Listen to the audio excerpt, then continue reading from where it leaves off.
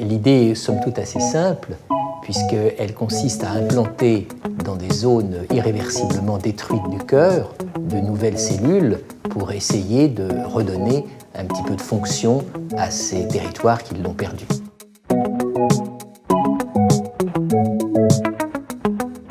On a commencé par l'utilisation de cellules souches du muscle et qui étaient greffées dans des zones d'infarctus au cours d'une intervention de chirurgie cardiaque. C'était en 2000. Donc on a mené toute une série d'études à la fois expérimentales puis cliniques avec des résultats qui n'étaient pas à la hauteur. Et donc on s'est recentré sur l'utilisation de cellules strictement cardiaques, cette fois-ci, puisque ces cellules souches embryonnaires peuvent donner naissance à tous les types cellulaires de l'organisme, y compris les cellules cardiaques.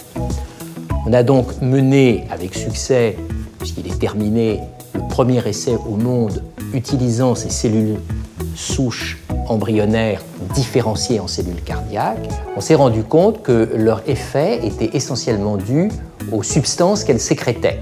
Elles se comportent un peu comme des micro-usines à médicaments qui vont activer des voies de réparation qui se trouvent dans le cœur lui-même. Et donc ce sont ces substances, ces facteurs qu'on a regroupés sous le terme de jus de cellules qu'on souhaite maintenant utiliser, puisque ce serait effectivement beaucoup plus simple dans la mesure où ça se rapproche, si vous voulez, de l'utilisation d'un médicament. On a 3 grandes pistes qu'on est en train d'explorer. La première, c'est la caractérisation du contenu du produit. Le deuxième, c'est de voir l'aspect à la fois sécuritaire et d'efficacité de ce produit chez l'animal. Et ensuite, la troisième partie, c'est d'adapter les étapes de production pour qu'elles soient conformes aux normes réglementaires pour que le produit puisse être utilisé éventuellement en clinique. Je ne dirais pas qu'on rencontre des freins au sens propre, mais il est certain que c'est une recherche qui coûte cher. La France est au contraire un pays qui tient sa place en matière de recherche clinique, quel que soit le domaine.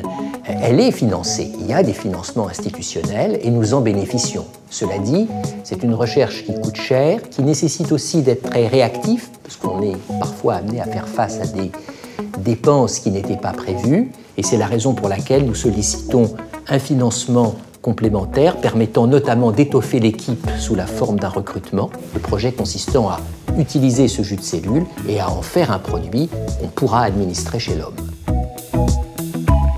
Le mécénat est un appoint indispensable pour mener une recherche, et une recherche qui reste compétitive. Et s'il y avait un seul exemple à donner, ce serait celui des États-Unis, où la recherche a atteint le niveau qu'elle a atteint, en grande partie grâce au mécénat.